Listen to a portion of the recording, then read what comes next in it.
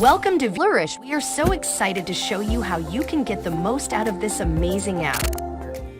Now, let's move on to the Assets page. Here, you can add and manage all your investments, retirement accounts, and personal assets. It's crucial to include all your personal assets, such as vehicles or real estate, to provide a comprehensive picture of your finances. If you manually added an item, you can quickly edit it by clicking the Edit button. You can update its value for a specific future date. If you don't update it, we'll carry the balance forward, which is why regular updates are essential to reflect accurate values.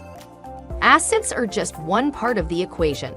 To calculate your net worth, we also need to capture your debts. By recording your assets and debts, we can provide information on your debt payments for each connected account. For instance, if you have a credit card connected, you'll find it listed here.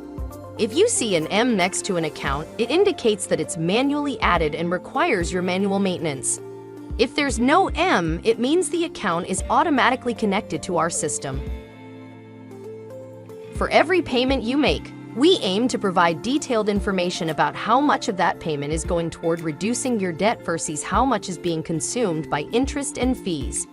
This empowers you with a deeper understanding of the impact these factors have on your financial situation. Thank you very much for watching, and I hope you found this information valuable. Goodbye.